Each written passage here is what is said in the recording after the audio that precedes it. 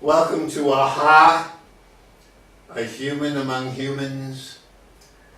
My dear friend Jack Apfelbaum died this month at the age of 92. And just preparing to tell you about him, his daughter's going to come, is bringing up deeper feelings and fondness toward him. Go around, yes. Maya, there's a door there. Yes, there's right there.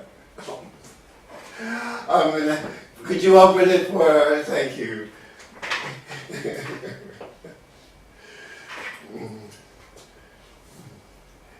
My guest is pounding on the window. She'll be coming in any moment. And I can just maybe feel Jack's presence. We used to have discussions about afterlife, and Jack was and here's our star. I'll be right back. Guest, almost. I'll be And Jack would say he was an engineer and he didn't believe in any of this afterlife stuff. And I told him he would be surprised. And I at least imagine that Jack is watching now, as you are, and is surprised. And his daughter's going to be coming on. She just knocked on the window to get in. And her name is Maya Apfelbaum. And we were a couple in 1993 for 3 beautiful years. Oh my, what a gift. And when we parted, it was hard for us to stay friends. But I welcomed the friendship of you, Jack. I thought eventually that will help me start a friendship, which is sometimes not easy with a former lover, a friendship with Maya. And it took from 1996 to really now, with Jack's death. Your death, Jack, has brought us together. I call Maya every night and then every other night just to let her say how she was feeling. And then we planned this television show, and it has helped bring us closer, as if it feels as if we have been friends for a long time now. And you will see the great Maya Apfelbaum soon. For the next 50 minutes, we're going to be on this show and then the following show. And we will be honoring, remembering, celebrating, grieving Jack Apfelbaum. He was born in Germany in around 1929. And he left, he was lucky to leave with his family after Kristallnacht, where the Nazis broke the glass windows of the Jewish stores. And his father and mother were wise enough to leave. I know some people have left this country now. A friend of mine's son, who's a TV and movie maker, moved to Vancouver. I would prefer, I say this hopefully bravely and not stupidly, stay in this wonderful, Maya, in this wonderful town of Cambridge and go down or go up with the ship. So you can join us anytime you want. This is the seat for you. Take off your coat. And this is the one of these dramatic shows where we wait eagerly for someone and then we are pleasantly astonished and surprised when they come on. There she is. Hello, Hello, Michael. hello. Nice to meet you Make yourself. again. I was just telling the audience that Jack's parents or grandparents were wise enough to leave Germany in 1938 after Kristallnacht. Correct, and I was looking at more information about, we can jump right in. Hello, everybody. Yes, those are all the people that love you, including Columbia from West Virginia. Oh, who hi. faithfully watches us. Oh, from West Virginia? Yes. Hello from Hello, whoever is Columbia. watching in Columbia. Columbia. Yeah. We have friends in Columbia too who would love to see us. Well, if we like it, we'll put it on YouTube. If not, you're the only ones who will see this. Anyhow, I was looking at more information about my father's birth certificates and his naturalization papers the other day because I might apply for German citizenship and get European Union citizenship through that. And so my oldest sister Claudia sent me a bunch of important documents that had to do with my father's birth and his naturalization, and therefore it had his mother's last name, his mother and father's names, and Yep. it was Kornberg. Oh, like me? And we had talked once years ago, Wow. but it hadn't been on my mind, and I wonder what the connection might be. It was Kornberg. Yeah, my last name was Koran when I grew up. Yeah. K-O-R-N. And Jack, when he came to America, lived in the same borough of New York City as I did, in Brooklyn. Oh my goodness. So there was maybe some kind of synchronistic connection between us that brought mine and I together. And mine has been, you won't hear about it here, one of the very, very great gifts in my life. Among other things, inspiring me to dance and learn how I have a body, and it's You do have a enjoyable body. to know that it's moving. Okay, so So it wasn't Kornberg though? no, it was just corn. Oh, well, maybe Maybe it was- there's, Yeah, there was, yes, but and my grandfather was from Poland. But why don't you, now that we've gotten some structure of Jack Apfelbaum's life before you were born, he did go to fight. He volunteered to fight in World War II, like my father did, yeah, and fought in Italy to help defeat the Nazis. there's Italy and Northern Africa, Yeah, thank you, Jack. yeah. And And he then was young, he enlisted at, I 17. believe, 17. Yeah, 17. And it was mostly a positive experience for him, even though over time he became, I think, I don't know when it started, but he became a pretty strong, I can't say he was a strong anti-war activist. He didn't do lots of rallies or protests, but he had a certain inner direction towards peace and Gandhian. He studied Gandhian philosophy, and he Wow. was in India with my mother at Gandhian institutions, and I think as he aged it became more and more important to him, that sort of a nonviolent approach. Good. And I'm also talking to him. Hi, Jack.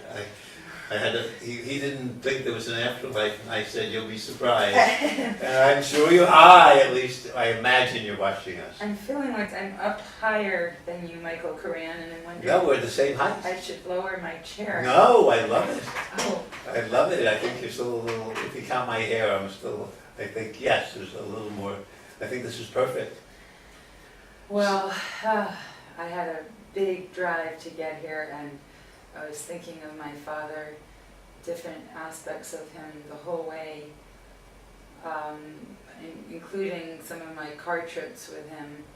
And this focus on my father is beautiful, and a beautiful platform for other deeper range of conversation. But I really am here to honor my father's spirit and to pray that he'll be happy with what he sees from Well, there. there's an And- old Jewish yeah. belief that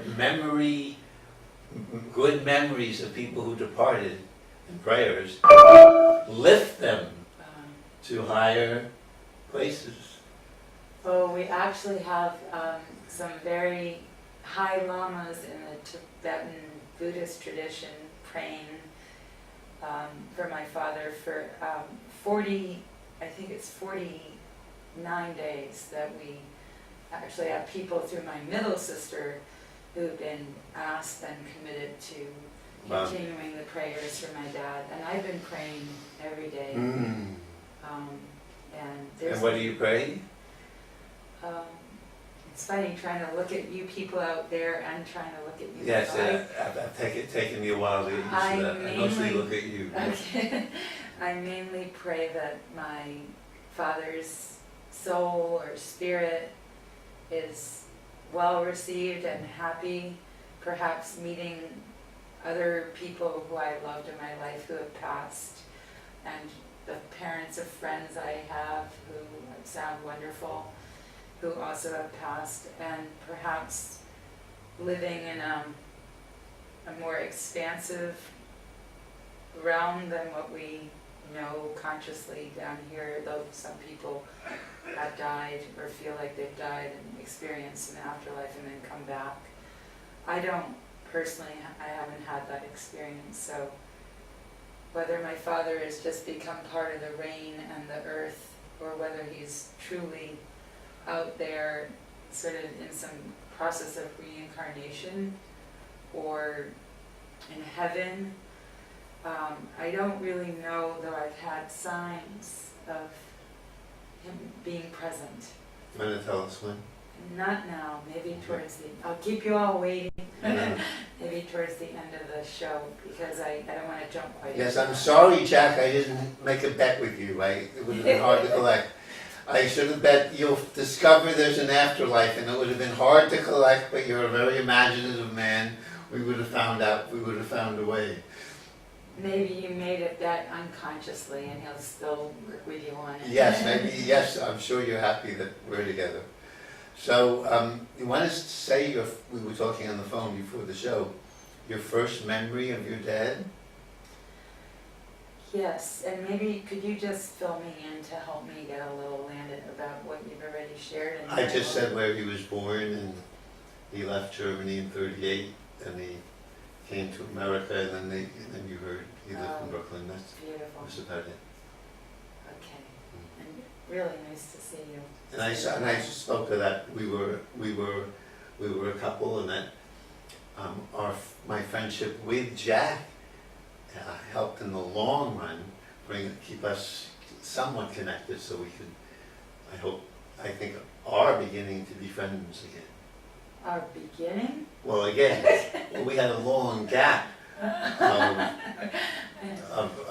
a understandable distance. Yeah, and you never would have met him if you hadn't been with No, me. and I thanked you. One of my great gifts, I said, was to teach me how to dance. Yeah, thank you. Am I talking loud enough? Yeah, I think Yeah. so. Yes. So you asked what This is the mic. Right. okay, you asked what an early memory is, and I'm gonna look more out towards, I guess, Colombia and others. people, Yes. Colombia, and maybe people in India, and people in Switzerland, and I feel like my lip movement is not syncing up with the sound. I don't know if there's any technical thing that It can will be done. be. It will be. Okay. Yeah. But Michael, there's so much to say about, including your comments about my father's spirit helping bring us back together, and my spirit helping you connect to my dad. It's a full figure 8 or circle. One of my earliest memories, which may be one of those memories where you don't quite know whether you're imagining it based on photos and stories you've heard, or you actually remember it, because it's from when I was still not even fully a year old, was of my father on crutches. And he had a really bad fall. He was a man who often fixed things at home, and often could help me fix my car a little, although when it involved big repairs, we would take it to a garage. But when it was like building furniture for my bedroom or furniture for my sister's apartment in New York, or sometimes like a cabinet for a guest room at our house, he would often build things. And he did some minor repairs around the house. He was an engineer, so he did have a certain amount of practical knowledge that way. Went to City College in New York City, like my father. Yeah, there's a lot of nice connections. So he had been up, I guess, repairing something along the roof or on the gutter when I was in my mom's belly. And in a difficult, tense moment of an exchange from my mother on the ground, kind of calling up to my dad and telling him something about my other two sisters who were alone at the park that day for the first time ever, because they were getting slowly grown up enough to go to the park alone, and they were going to have guests over, and I guess things were getting a little rushed. And my father accidentally hit the hammer down, but I think he was a little disturbed by all the tension, maybe to get done faster, or to the worry about my two sisters getting back from the park, and he hit his nail rather than the actual Ouch. nail. And in pain, Ouch. he reacted to that Oh my. and went flying down 2 stories from Oh the my roof Lord. in front of my mom's eyes as she stood there with me in her belly. So, no, I don't remember actually seeing that, but I think I remember seeing him on crutches when I was really, really young, when I was born, and feeling that he was really strong, you know, like not built or not like a football player, but had a like kind of strong, agile upper body as he moved around on his crutches. And then as I grew up, he would often like to walk on the ocean beaches to help strengthen the one leg that very shattered Yes. in the fall. We were so lucky that he survived. Wow. And he always walked, I think, with some form of limp. Yes. Yes, he always had that leg was like the foot and ankle were in 24 pieces or so, and they were sewn back together, and amazingly my father rebuilt with walking and biking and swimming a lot of the muscles, and he lived a very active life. But that is in part a testimony to medicine, and also testimony to that though he wasn't like a type A personality, he was driven to enjoy life. Mm. He loved to enjoy life. Yeah. And so that helped him to not just accept being stuck, but really exercising in a way that would allow him to still enjoy being in his body, speaking in his body, and agile. He still liked to dance and to swim and to bike and everything, right towards up to the very last. Oh, I never knew he danced. That wasn't his biggest thing, but he did did really dance? love it. Oh my. Yeah, yeah. Wow. And other memories when you were young? Well, there are many memories, many. I'm thinking what would serve you all, you know, talking about my dad is, he wasn't your dad, so what is the essence that would be meaningful for you all? Because I could go on and on about my father, because he meant a lot to me, and my sisters, and many, many friends. But the underlying currents of truth or of meaning are about what can be essentialized or crystallized or drawn from what he left as he was leaving and what he gave while he was with us in the body. And so I know how much I want to spend on memories, but I can tell you a kind of interesting memory in light of his last few days of not being able to swallow or take liquid much, which was very hard. And I think I have a picture. This was when he was in hospice at home. My father passed away. There's a picture on the screen. And I just want to take a Your minute mom here. and you, yes. Yeah. Your mom and him.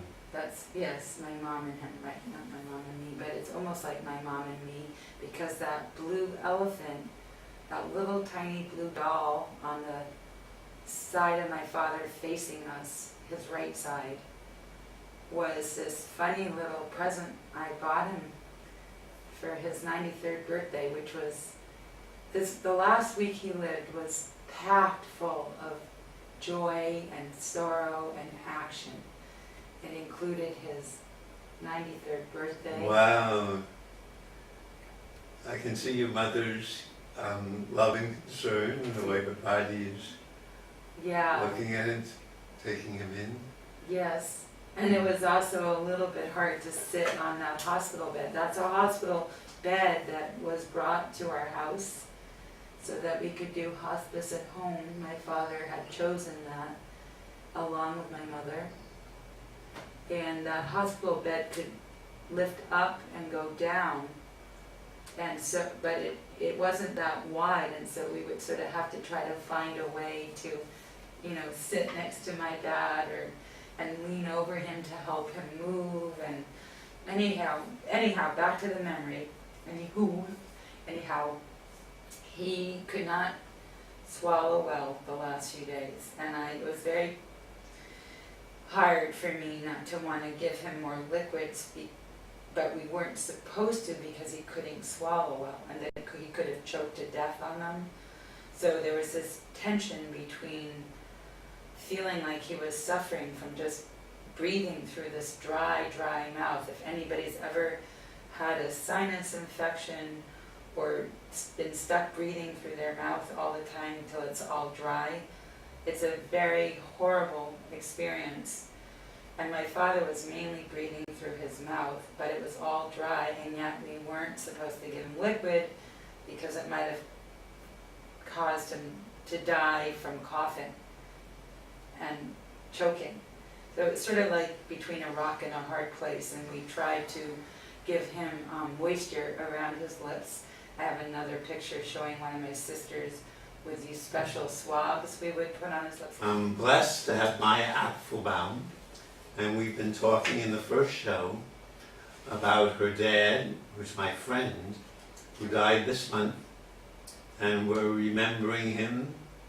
This is Jewish belief that memory of people who've departed and prayer can help lift them to better places in heaven, and I hope this is doing that. I hope Jack Apfelbaum is watching. And Maya, you wanted to share something? Yeah, I think before I go on, it's a little odd to talk about your father passing on TV, making it like a TV show, and it's feeling a little rushed to me because I had to drive so quickly. So I want to take a moment.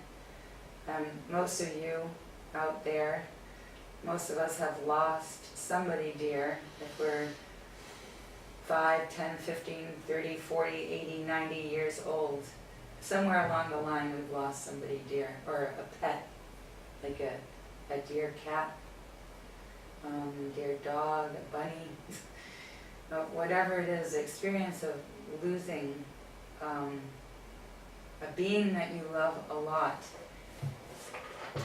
who's been here on this level of physical, emotional exchange and existence with us, is a hard thing for many people, even if you have a belief in an afterlife, or that maybe the soul of that person is getting actually freed and going to have an even better life or a more expanded life. So I just wanted to take a minute and let everybody who may be watching think about somebody you loved, somebody you love still.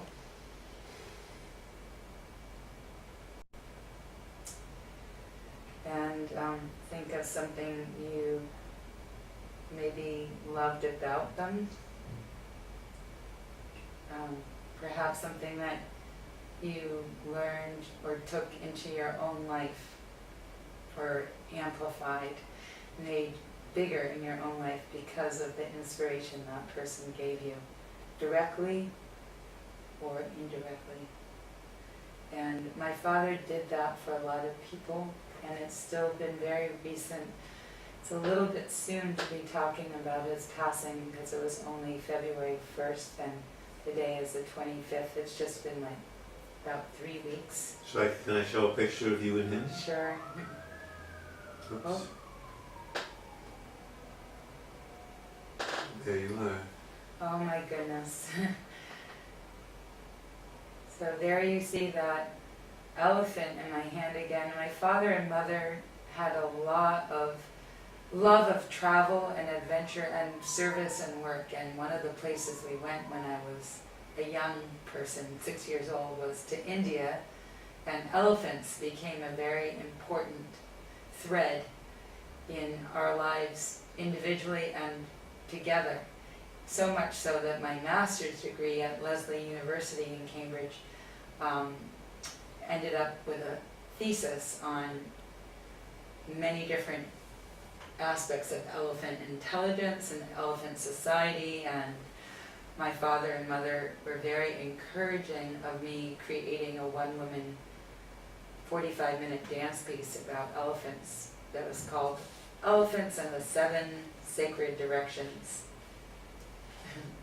So there was a connection of love between my father and me, and my mother very much too, who's still alive and in Littleton, Mass, and doing quite well, being on her own now.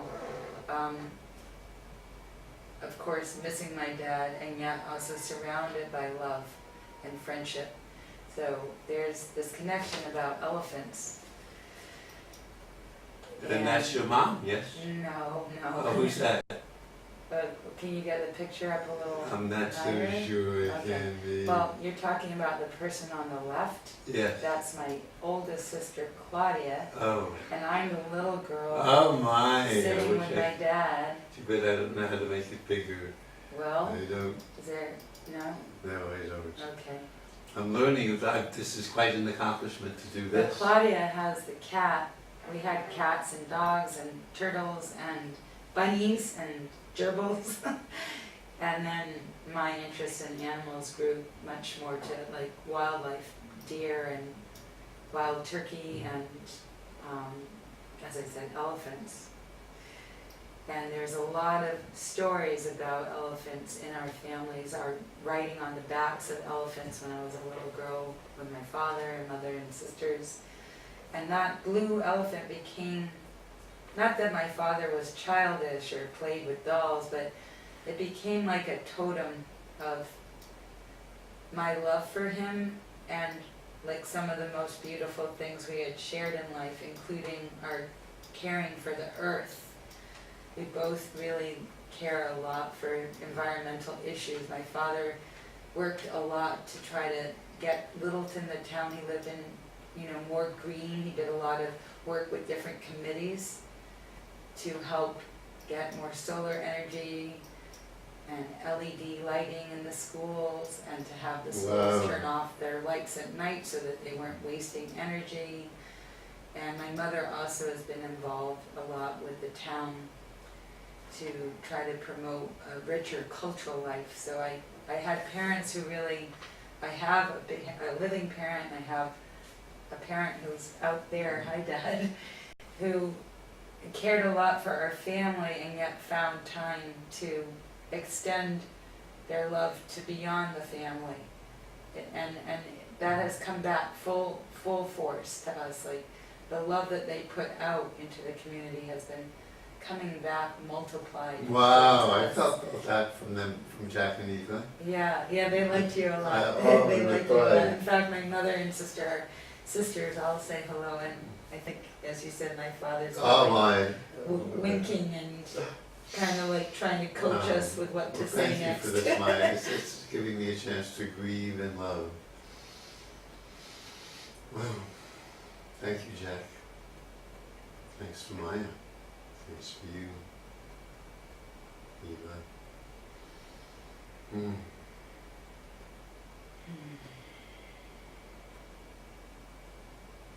I always remember the one walk with him. We loved to walk together.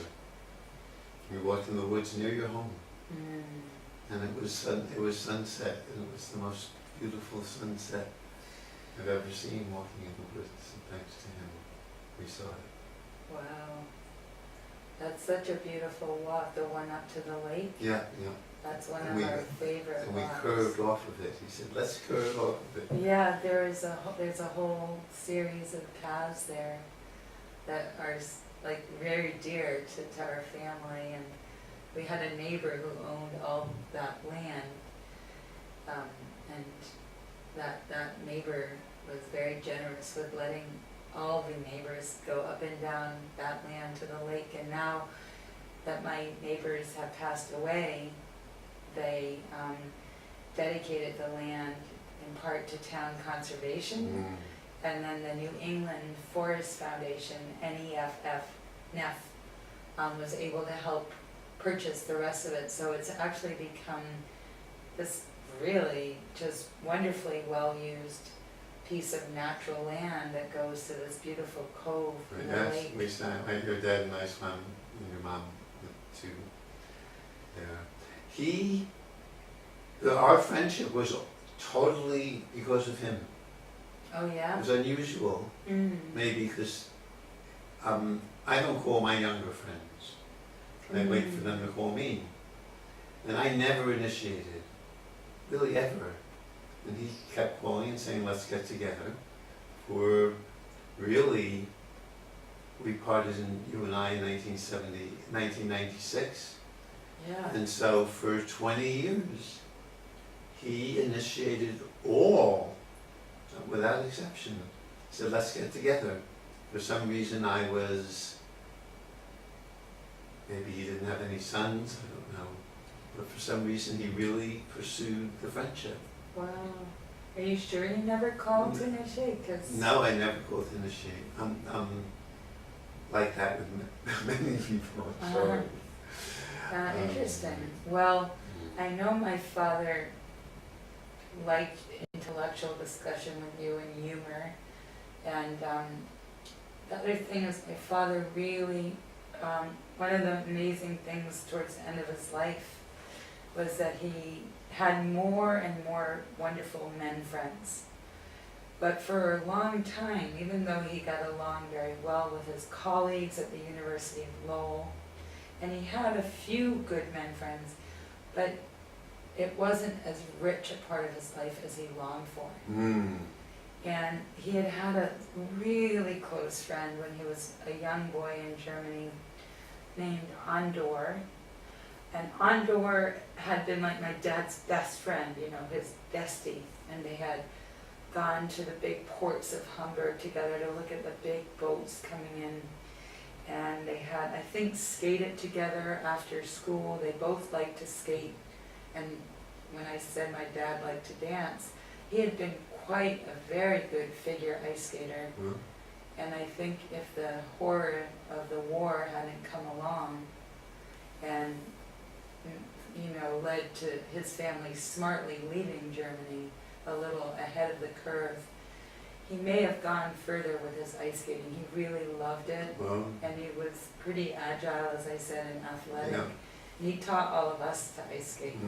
So and I used to love to skate, like, you know, with his arm and my hands together, like this. I don't quite know how to show it on TV here, but kind of like this, sort of like that, except one arm around, and we would skate like together, to the right, to the left, to the right, to the left. So he lost that friend to war, and my father didn't say, "Oh, it left this huge gap of having a guy friend in my life," but he grieved that friend. And he named my middle sister, Andrea, after Andor. Wow. Yeah, and he also landed in Boston. When my father's family came from Germany, from Hamburg, they actually first came to Boston by boat on February 22nd. George Washington's birthday, I think. Yes, that is. And it was covered in snow. Climate change hadn't taken the effect it has now, although we did have snow this week. And it was beautiful to my dad. My father was like, oh, what a beautiful city. And then, though, they had to go to New York to, I guess, Ellis Island to come into the country and be greeted by some relatives, actually, in New York City. So my father did not actually at the time know that he would eventually end up living near Boston.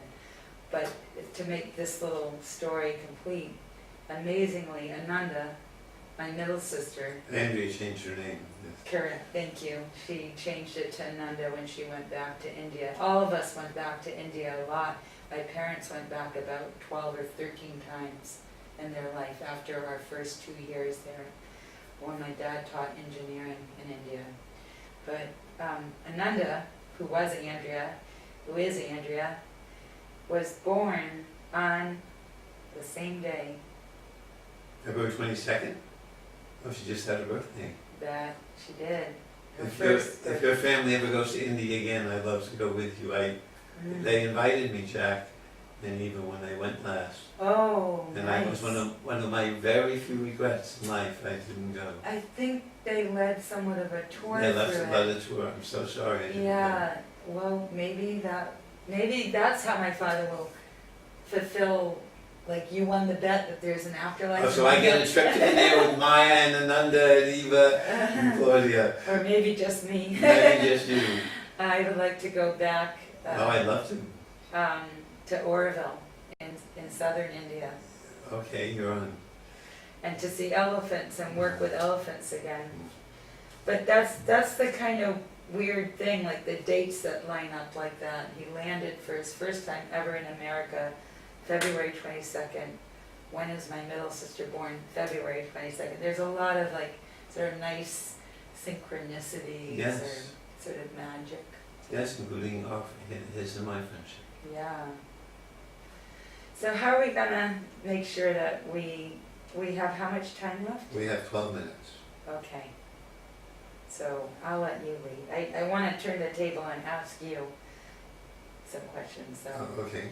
and I might, if you want at the end, I could share a little dedication to my dad. But I just was wondering if you want to share specific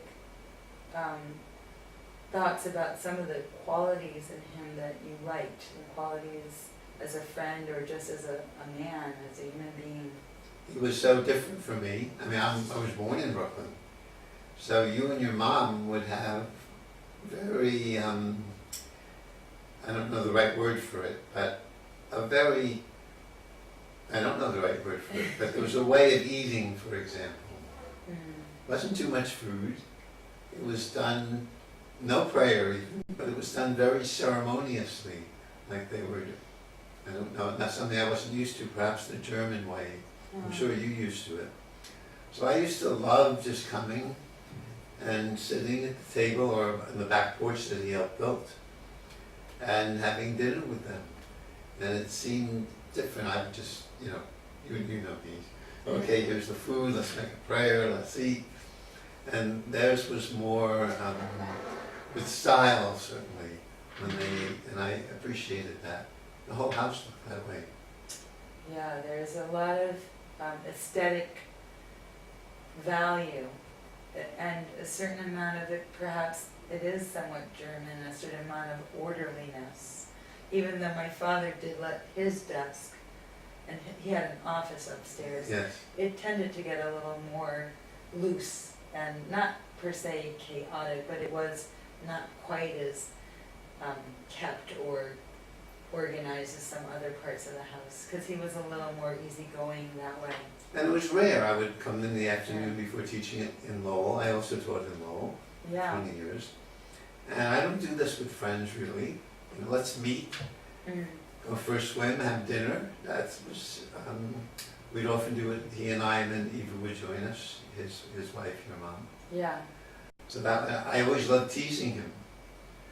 I wish I could remember how I teased him. I certainly teased him about the afterlife. You probably teased him about me. No. No, that was too sensitive. I don't think we talked much about you. I might have asked from time to time how you were doing. Yeah. I didn't know. Well, you also came, I mean, my father, one of the things I want to say about my father and the gift he's been giving is that I always enjoyed him, even though I had some, like most people do, I think, or maybe everybody, there were some periods of rough or conflictual energy or worry about him, and then there were periods where he was worried about me, and I had a somewhat psychic connection with my dad, and so there was a period when I was 15 and we lived in England. My father was studying robotics at Nottingham University, and then we went to Switzerland to hike and to see one of my grandparents who was living in Switzerland, and I just felt like something was really off for my father. I felt like his eyes, which usually were somewhat merry, somewhat positive. Yes, merry eyes. Had So, like yes. a joy de vivre. Yes, you know, like merry twinkling yeah, eyes. there was Yes. something happy. Yes. And I felt something was so sad and distant and troubled. And I sat there on the mountain worrying about him by myself. And then I think I wrote my sisters a letter, one of those blue aerograms they used to have, something about really feeling something was wrong. And sure enough, later that year we had gone back to England, and my father ended up in a pretty severe depression when I think it was starting in England, and then we came back to the States, and he went back to teaching at the University of Lowell. And that was the first of 3 relatively big depressions that I saw my father go through. Who knows how much the effects of growing up in a culture, in a country that you love, and then being sort of forced to flee to protect your life. Who knows how much that affects one's psyche so deeply that it may not even be consciously the reason one's depressed or sad or frightened. But I personally feel like because my father had to change the date of his bar mitzvah in Germany so that he could leave with his family fast enough to get away, to get out of Germany, and they had to change the date to make his bar mitzvah earlier. I think becoming a man, like having a bar mitzvah in the Jewish culture, is sort of when you become a man within the tradition, or right, within the religion. Within the tradition. Yeah, and so he became a man, and then he had to leave the country, the place, the grandparents he'd known, because he was Jewish, and he could have been killed. And so, like, to on one hand step up and just become like sort of a man in that tradition, and then to know that you'd be killed for being that in this sort of at the same time almost. I feel more than my father ever said, but I personally felt it's a pretty heavy load to carry, and I was often actually surprised at how kind of gentle and light my father was. But towards the end of his life, he was stronger in expressing his anger towards the Nazi Germany, and even to the point where it was hard for him to imagine. He understood my sisters and I maybe wanting to have European citizenship, but it was a little hard for him to imagine ever wanting to. He went back and visited Berlin and Hamburg and had an okay time, but he had more strong feelings of what a horrible thing had happened. And I don't know what his depression came from. For all people, there's some mystery, and also as my sister had left home, it may have been that his workload at the University of Lowell became a little too heavy a burden for him, and he didn't quite feel up to the task because he had become the head of the department. And I think there was probably quite a lot of political in-house difficult stuff to negotiate. But whatever it was really hard for me as his daughter to see the person who in a way had been like sort of the most comforting, stable person in my life. Wow.